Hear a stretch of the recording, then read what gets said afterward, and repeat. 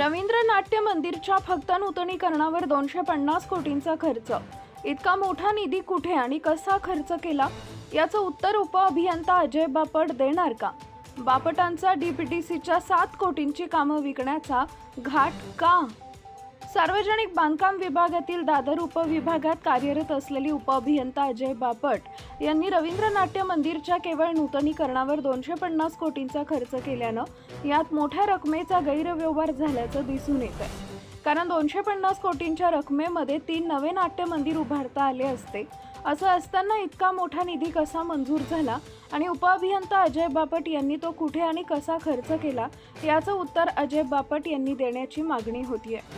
उपअभियंता अजय बापट यांनी या उपविभागात नियमबाह्य कामांचा धडाका लावला असून फक्त रवींद्र नाट्य मंदिराच्या नूतनीकरणावर जर इतका मोठा खर्च दाखवण्यात आला असेल तर त्यातून किती टक्केवारीचा खेळ झाला असेल हे सांगायलाच नको।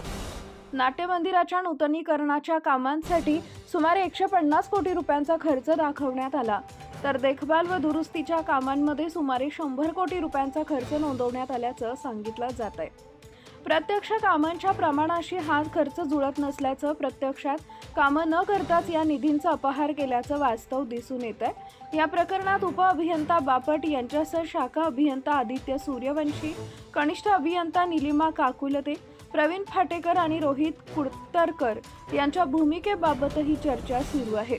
विविध कामांच्या नावाखाली शासकीय निधींचा अपहार सुरू असल्याचं दिसून येत आहे। उपअभियंता बापट यांच्या अखत्यारीत नायगाव, माहीम आणि दादर येथील पोलीस वसाहती तसेच रेल्वे पोलीस वसाहतींच्या देखभाल दुरुस्तीची कामं येतात। या कामांमध्येही विविध योजनांमधील निधींचा वापर करताना अनियमितता झाल्याचं दिसून येत आहे। दैनिक लोकमंथनचे मुख्य संपादक डॉक्टर अशोक सोनवणे यांनी राज्य शासनाकडे तक्रार करत संबंधित अधिकाऱ्यांच्या कामकाजाची तपासणी करण्याची मागणी केली आहे। तसेच या अधिकाऱ्यांच्या मालमत्तेची चौकशी करून सत्य परिस्थिती जनतेसमोर आणावी अशीही मागणी करण्यात आली आहे। सार्वजनिक बांधकाम विभागातील दादर उपविभागात सुरू असलेल्या भ्रष्टाचाराची आणि 250 कोटींच्या रवींद्र नाट्य मंदिरांच्या नूतनीकरणावर विधानसभेच्या अधिवेशनात प्रश्न उपस्थित होऊन याची गंभीर चौकशी होण्याची गरज आहे। एकीकडे उपअभियंता यांच्या भ्रष्टाचाराचे प्रकरण समोर येत असताना आपणही काही कमी नसल्याचं भायखळा उपविभाग 2चे उपअभियंता नंदकुमार पाटील सिद्ध करताना दिसून येत आहे।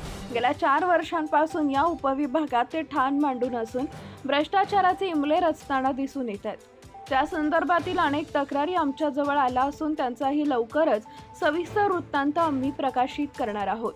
यासोबतच वर्णी उपविभागाचे उपअभियंता अनिल पन्नाड यांच्या कार्यकाळातील झालेल्या कामातही मोठ्या प्रमाणावर अपहार झाला असून त्याचा सविस्तर वृत्तांत लवकरच।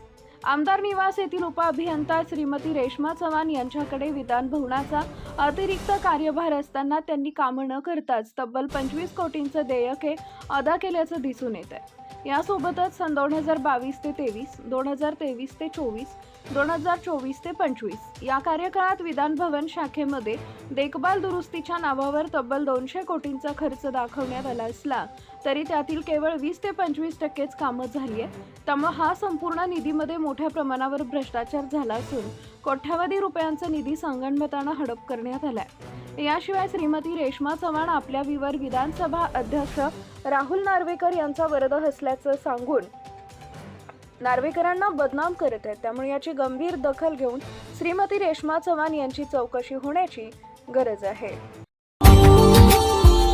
Subscribe now and press the bell icon.